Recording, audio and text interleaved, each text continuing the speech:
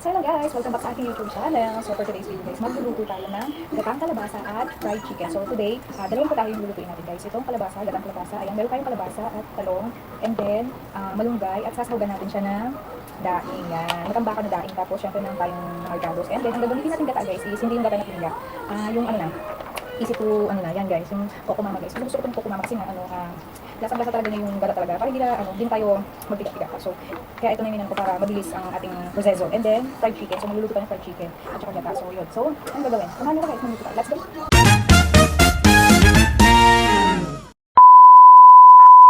So, iyan, nilagyan na natin siya ng gata at lalagyan naman natin siya ng konting sabaw. Yan, papakuluin muna natin yan guys hanggang sa kumulo siya at ilalagay natin yung ating kulay. So, first, ilalagay muna natin yung ating mga ricado. Ayan, sabay-sabay yan silang kukulo. And then, yung ating daing. Ayan, sabay-sabay yan sila.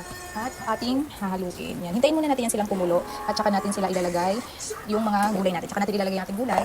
Ayan, and then, syempre yung ating malunggay. So, hintayin natin siyang kumulo guys. At meron pa tayong natirang kalahati para sa yung huling gata na ilalagay natin para mas masarap siya. So, ayan, hintayin lang natin siya. See you! So, by the way guys, ito pala yung aking chicken na i-fried. So, titimplahan natin siya later.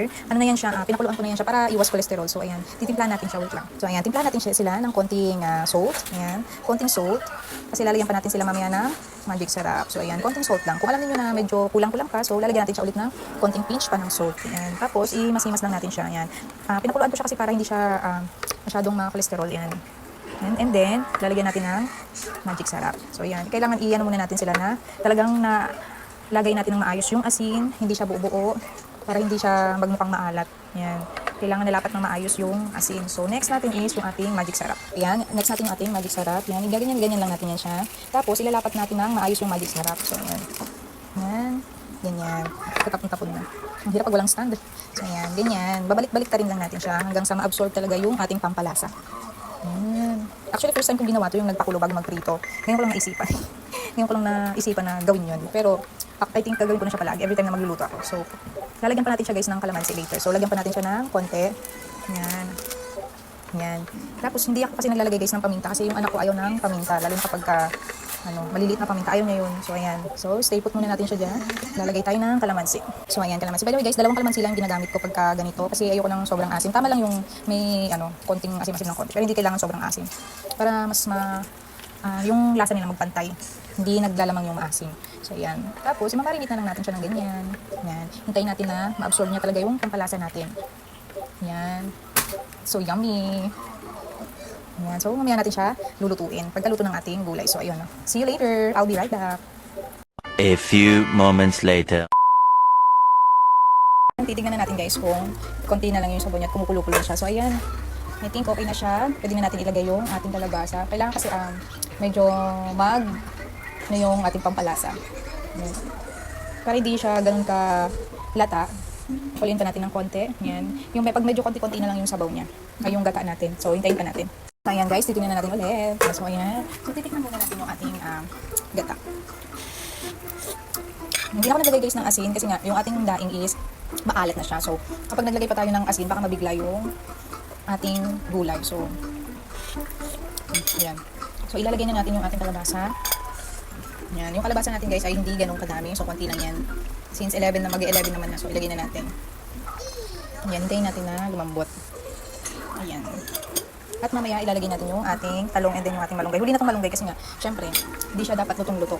Konti lang. Para yung sustansya ng malunggay is makain pa natin. At saka hindi siya pumait. Ang malunggay kasi guys, kapag talaga naluto na siya ng sobra-sobra, ang pait na niya. Kaya, hindi siya dapat, kailangan half cook lang siya. So, takpan muna natin at maghintay na ng ilang minutes. So, ayan. Let's go. By the way guys, ayan, ganyan na siya. So, naglalagay ako guys ng 2 kutsaritang asukal para pampabalance ng lasa. Yan. And then, 1 kutsaritang vinegar para hindi siya kagad mapani. So, ayan.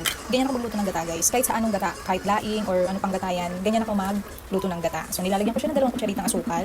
Pampabalance lang. Kasi, syempre, meron tayong daing. So, kailangan lagyan siya ng asukal. And then, vinegar. Para hindi siya ganun ka umay. And then, hindi siya kagad mapani. So, magtagal siya buong maghapon. Yan. Usually kasi pag mainit, ang gata is mabilis mapanis. Eh, hindi naman ngayon mainit, maulan naman. So, okay na yun. Pero option yan guys, kung gusto niyo maglagay ng vinegar, go. And then yung sugar, nasa inyo na rin kung gusto niyo maglagay. Pero kasi talaga, naglalagay talaga ako ng sugar para pang pabalance ng lasa. So, ayan. Hintayin lang natin siya na lumambot konti. And then, isusunod na natin yung ating eggplant. So, stay put muna siya dyan. See you later. So, ayan na guys, medyo paluto na yung ating kalabasa. Isusunod na natin yung ating eggplant. Ayan. So, ang eggplant natin ang madami. Parang hindi ko yata ilalagay lahat to. Ang dami ng ating eggplant. So, konti lang. Okay na yan. Yan. Hindi kailangan sobrang dami ng eggplant kasi Ay nako, kakainin niya yung buong ano ng kalabasa. Mangingibabaw na yung eggplant. So okay na yan mga ganyan lang. So yung ibang eggplant, ibang recipe naman siguro ang gagawin ko dito. So dagdagan natin ng konti. So yan, okay na yan. And then, ilalagay na natin sunod is yung ating huling gata. Ilalagay na natin dito. Kasi paluto naman na yung ating gulay. So ayan, para mas maglasa na siya. Yung natira natin gata, kasi konti na lang naman siya, ilalagay na natin. Yan. Ganito ako guys hinahati-hati ko yung gata. Yan. So mamaya titimplan natin siya ulit. I-try natin yung lasa later. Pero sa ngayon is pakuluin muna natin siya ng maayos. Ayan, kasi nilagay na natin yung ating talong. So yung ating kalabasa ay malapit na maluto. So hindi pwedeng ma-overcook siya. So ayan. Wait pa tayo ng siguro mga 1 minute. Ayan, go. Ayan, tingnan na natin ang ating gata. So ayan, medyo naglalapot-lapot na siya. At ang ating talong ay malapit na maluto guys. So isusunod na natin guys yung ating malunggay. Ayan. Kailangan kasi hindi overcook yung ating kalabasa para mas maganda tignan. At saka yung pag kinain mo hindi parang durog na durog. So sunod is yung ating malunggay. Ayan. Wala tayong sili eh. Kaya daw ng sibuyas yung ilalagay ko guys. Sa huling toppings. Ayan. Ayan. Ayan. Make sure lang natin na hindi sila ma-overcook. Ayan. So mag-wait lang tayo ng ilang minute. Ay no, ano lang to, seconds lang to. Ayan. At titikman muna natin sila. Ayan. Hindi natin sila hahaluin ng bonggang-bongga kasi baka madurog. So ayan, tikman natin. Perfect. Sarap na. Taste mo. Okay na yung lasa niya. Medyo lagyan lang natin siya ng konti pang magic sarap. Ito. Konti lang. Yan. Ay, naparami. Pero kaya yan. Curry bells yan. Yan. Hindi natin sila dudurugin. Yan. At lalagay natin yung ating daon ng sibuyas. Pukong ko lang yung daon ng sibuyas. Nakalimutan ko ihiwain. Ano ba yan? Okay, wait lang. So, ito na yung ating daon ng sibuyas. Yan. Hindi madami. Konti lang. So, wala kasi tayong sili. So, ayoko din maglagay ng sili kasi ipapatikim ko to sa aking anak na lalaki. First time niya makakatikim ng gata. Yan. So, okay na yan. Next natin na lulutuin is yung ating fried chicken. Yun. So, matatapos na yung ating niluluto. So, fried chicken naman ang susunod natin na lulutuin. So, yun talaga favorite niya talaga yun. Lahat naman yata ng bata favorite ang fried chicken. Perfect na yung lasa, guys. Perfect na yung lasa. Go na tayo sa ating next na lulutuin. Sarap. Medyo patuyutuin lang natin siya ng konti. Yan. Patuyutuin natin siya ng konti. Para maayos yung ating gulay. Hindi siya totally masabaw masyado. So, yan. Diba? Nakikita nyo? So, yummy! Tikman ko pa ulit. Di pa ako sa lasa. Sarap kasi. Sarap. Sarap, guys. So, yan. Okay na yan. At isusunod naman natin ay yung ating chicken. So, okay na yan. So, ayan guys. Ang susunod na natin na lulutuin is yung ating fried chicken na pinuluan. So, yung fried natin siya guys. Pero, i-dip natin siya sa ating breading. So, wala pa yung breading dito. Kukunin ko pala muna. Wait lang. Ayan. Nandito na yung ating breading. So, ayan. Ilalagay na lang natin yung ating chicken. So, haluin ko na yung ating breading. So, ang dami nito eh. Nilalagay ko na lang kasi ganun yung ating chicken. Diretso na. Yan, dito sa ating breadings. Inainit ko lang yung ating kawali at magpa-fried na tayo. So, naka-ready na yung ating gata na kalabasa. Kaya, mamaya, makikita dito. Sobrang sarap. Yan, so, hindi pa mainit yung ating kawali. Maglalagay na tayo ng mantika after niya maminit. So, yan. Umpisa natin dito. Yan, nilalagay ko lang siyang ganyan. Yan. Kasi yung anak ko, mas gusto niya is yung naka-breading talaga. Ayaw niya yung hindi naka-breading.